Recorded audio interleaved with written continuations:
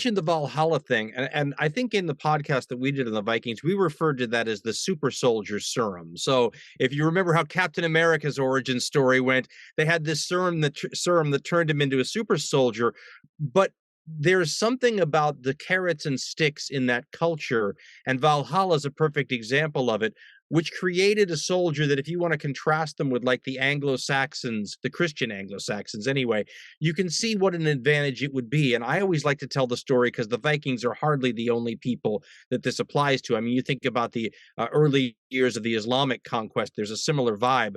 But was the famous story, whether or not it's true, I always have to throw in the little asterisk, of how the leader of the assassins cult, right, the ones that the Mongols eventually wiped out in the Middle East, how he was supposed to create his own version of the super soldiers. And it's one of my favorite stories. And the story is that he would take these young people and get a whole bunch of young people together, and then he would choose a couple of them and drug them with hashish, which is where the hashish part of the whole assassin myth comes in. Drug them with hashish and then steal them away in the night to what sounds almost like a Hollywood movie set that he created of paradise, with rivers flowing with precious jewels, with young girls that would have been exactly what these young, teenage boys would have thought paradise consisted of, and let them live in this place for a couple of days, and then drug them again, take them back to the real world where they could tell all the other guys, hey, I just visited paradise, and this is what it was like, so that when they would be sent on these assassination missions, the whole thing would be, hey, if you get caught, you get to just go back to where you were. So they were highly motivated to reach paradise. Well, when you create a system where the carrots and sticks incentivize you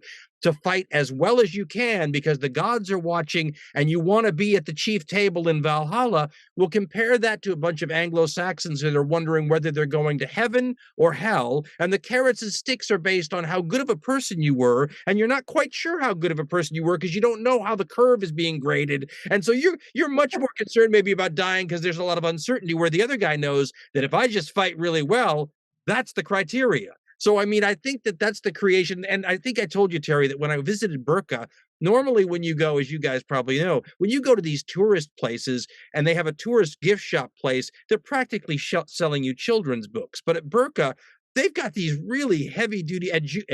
Judith Yench is one of the people in one of the books, but it was one of the chapters is the creation of a warrior mystique, mythos, a brotherhood kind of thing based on this exact question, like a society that creates these special warriors because everything is geared toward incentivizing them to behave that way. And I think that's what you mentioned earlier, that there's a, it's not just the women encouraging the men. It's not just the lure of the silver. It's not just wanting the adventure. It's the fact that the whole society sort of undergirds and supports this cultural thing that allows for these people to not just want to go and do these things, but even incentivizes them that if they don't come back, even that's a positive, right? If you die and you did well, I mean, you're still going to be happy. Yeah, you know what that is right there. You'll know because you're win-win situation. You're an ancient world guy too. That's a Spartan with your shield or on it kind of thing. Yeah, but I think that's different because I think the Spartan thing was a worry of disgrace, right? So that's a negative reinforcement, where this thing is more, it's a push and pull, right? You can be disgraced, but at the same time, if the worst happens, it's really the best happening, right?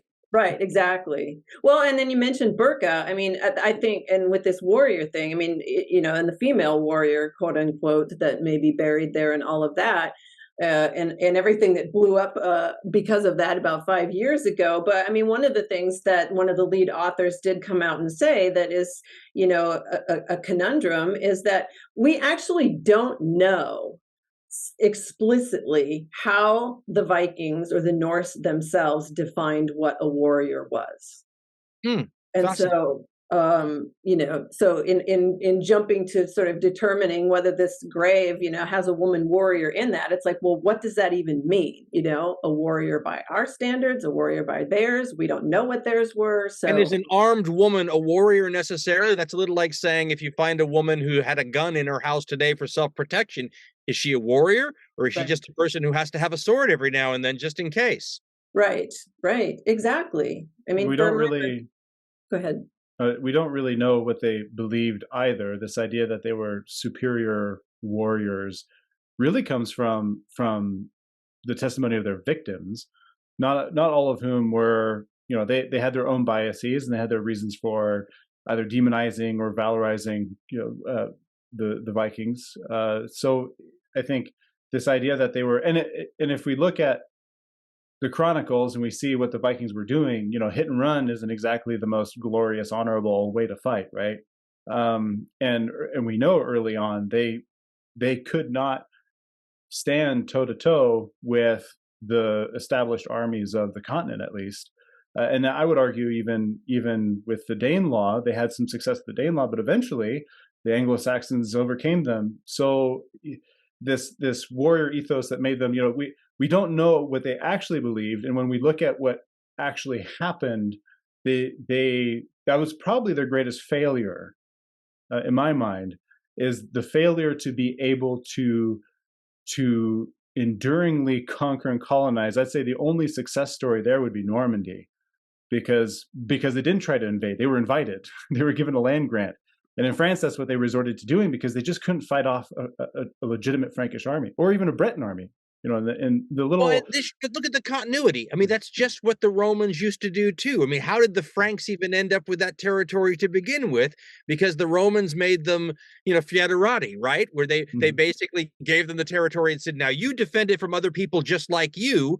And then the Frankish state gives it to the Vikings of Rollo and says, "Now you defend this against other people like you." And that's also part of the decentralization we talked about earlier, right? If you don't have armies that can get quickly to the scene where pirates are attacking, well, give it to somebody else and say, "You're the local duke here and your job is to defend this, but you owe your allegiance to me." Right? So I mean, I think I like to see these long continuity sorts of things, and I think that that's just, the more things change, the more they are the same. And I also think you make a great point about who was it that these Vikings were fighting, and the fact that they could do these hit and run attacks usually meant they're fighting locally raised forces of people, the Fyrd, for example, right? These are not people that are warriors or who form the upper crust of the warrior part of those societies. It's generally the townsfolk who maybe have some old retired guys who used to fight mixed with some of the local population.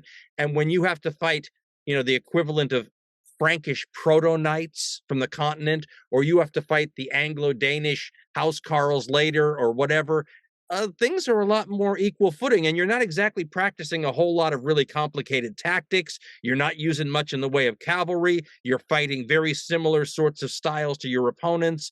I mean, I think you make a great point. The reason the Vikings are really nasty is maybe that ferocity maybe is the only thing they're bringing to the table that's different from their well armed, well armored contemporaries, right?